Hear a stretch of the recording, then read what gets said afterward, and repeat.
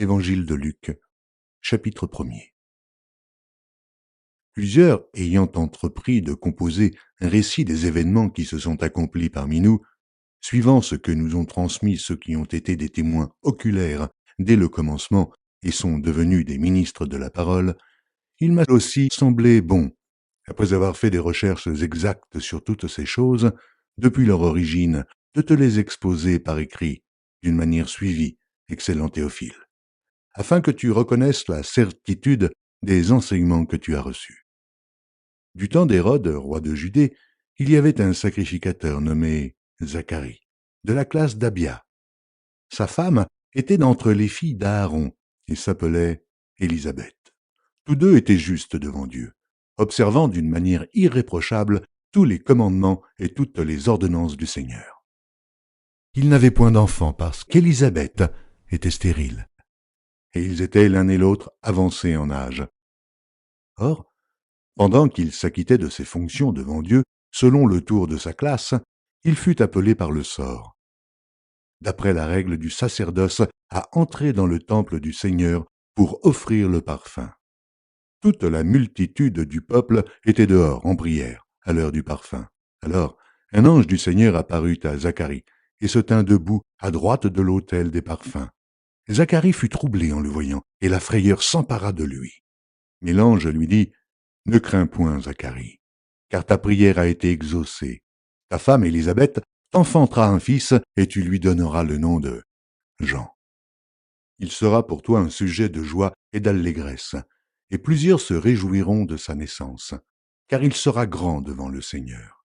Il ne boira ni vin, ni liqueur enivrante, et il sera rempli de l'Esprit Saint dès le sein de sa mère. Il ramènera plusieurs des fils d'Israël au Seigneur leur Dieu.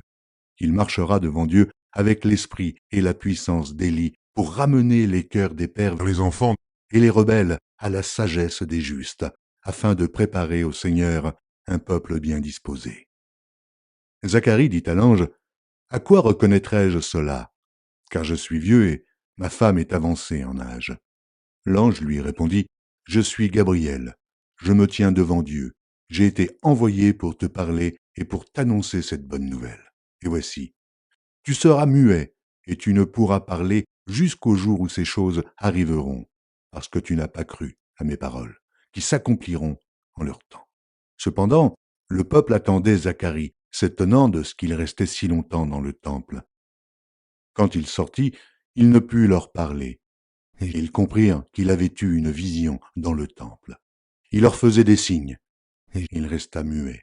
Lorsque ses jours de service furent écoulés, il s'en alla chez lui. Quelque temps après, Élisabeth, sa femme, devint enceinte. Elle se cacha pendant 5 mois, disant, « C'est la grâce que le Seigneur m'a faite quand il a jeté les yeux sur moi, pour ôter mon opprobre parmi les hommes. » Au 6e mois, l'ange Gabriel fut envoyé par Dieu dans une ville de Galilée appelée Nazareth, auprès d'une vierge fiancée à un homme de la maison de David, nommé Joseph. Le nom de la vierge était Marie. L'ange entra chez elle et dit, « Je te salue, toi à qui une grâce a été faite. Le Seigneur est avec toi. » Troublée par cette parole, Marie se demandait ce que pouvait signifier une telle salutation. L'ange lui dit, « Ne crains point, Marie, car tu as trouvé grâce devant Dieu. Et voici, tu deviendras enceinte, et tu enfanteras un fils, et tu lui donneras le nom de Jésus. Il sera grand, et sera appelé fils du Très-Haut, et le Seigneur Dieu lui donnera le trône de David son père.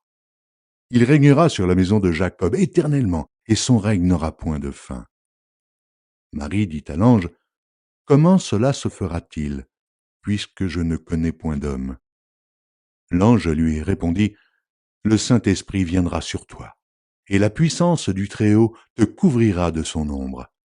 C'est pourquoi le Saint-Enfant qui naîtra de toi sera appelé Fils de Dieu.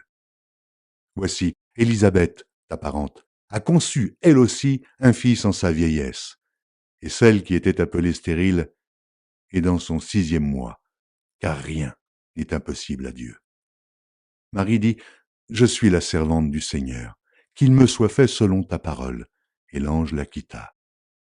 Dans ce même temps, Marie se leva et s'en alla en hâte vers les montagnes, dans une ville de Juda. Elle entra dans la maison de Zacharie et salua Élisabeth. Dès qu'Élisabeth entendit la salutation de Marie, son enfant tressaillit dans son sein, et elle fut remplie du Saint-Esprit. Elle s'écria d'une voix forte, « Tu es bénie entre les femmes, et le fruit de ton sein est béni. Comment m'est-il accordé que la mère de mon Seigneur vienne auprès de moi? Car voici, aussitôt que la voix de ta salutation a frappé mon oreille, l'enfant a tressailli d'allégresse dans mon sein. Heureuse celle qui a cru, parce que les choses qui lui ont été dites de la part du Seigneur auront leur accomplissement. » Et Marie dit, « Mon âme exalte le Seigneur, et mon esprit se réjouit en Dieu, mon Sauveur, parce qu'il a jeté les yeux sur la bassesse de sa servante. Car voici, désormais, toutes les générations me diront bienheureuse, parce que le Tout-Puissant a fait pour moi de grandes choses. Son nom est saint, et sa miséricorde s'étend d'âge en âge sur ceux qui le craignent. Il a déployé la force de son bras, il a dispersé ceux qui avaient dans le cœur des pensées orgueilleuses. Il a renversé les puissants de leur trône, et il a élevé les humbles. Il a rassasié de biens les affamés, et il a renvoyé les riches à vide. Il a secouru Israël, son serviteur, et il s'est souvenu de sa miséricorde, comme il l'avait dit à nos pères, envers Abraham et sa postérité pour toujours. Marie demeura avec Élisabeth environ 3 mois, puis elle retourna chez elle. Le temps où Élisabeth devait accoucher arriva, et elle enfanta un fils. Ses voisins et ses parents apprirent que le Seigneur avait fait éclater envers elle sa miséricorde, et ils se réjouirent avec elle. Le 8e jour, ils vinrent pour circoncire l'enfant, et ils l'appelaient Zacharie, du nom de son père. Mais sa mère prit la parole et dit, « Non, il sera appelé Jean. » Ils lui dirent, « Il n'y a dans ta parenté personne qui soit appelé de ce nom. » Et ils firent des signes à son père pour savoir comment il voulait qu'on l'appelle. Zacharie demanda des tablettes et il écrivit « Jean est son nom. » Et tous furent dans l'étonnement. Au même instant, sa bouche s'ouvrit, sa langue se délia et il parlait, bénissant Dieu. La crainte s'empara de tous les habitants d'alentour et, dans toutes les montagnes de la Judée, on s'entretenait de toutes ces choses. Tous ceux qui les apprirent les gardèrent dans leur cœur en disant « Que sera donc cet enfant ?» Et la main du Seigneur était avec lui. Zacharie, son père, fut rempli du Saint-Esprit, et il prophétisa en ces mots. Béni soit le Seigneur, le Dieu d'Israël, de ce qu'il a visité et racheté son peuple, et nous a suscité un puissant sauveur dans la maison de David, son serviteur, comme il l'avait annoncé par la bouche de ses saints prophètes des temps anciens. Un sauveur qui nous délivre de nos ennemis et de la main de tous ceux qui nous haïssent. C'est ainsi qu'il manifeste sa miséricorde envers nos pères et se souvient de sa sainte alliance, selon le serment par lequel il avait juré à Abraham notre père, de nous permettre, après que nous serions délivrés de la main de nos ennemis, de le servir sans crainte, en marchant devant lui dans la sainteté et dans la justice tous les jours de notre vie. Et toi, petit enfant, tu seras appelé prophète du Très-Haut, car tu marcheras devant la face du Seigneur pour préparer ses voies, afin de donner à son peuple la connaissance du salut par le pardon de ses péchés. Grâce aux entrailles de la miséricorde de notre Dieu, en vertu de laquelle le soleil levant nous a visités d'en haut, pour éclairer ceux qui sont assis dans les ténèbres et dans l'ombre de la mort, pour diriger nos pas dans le chemin de la paix.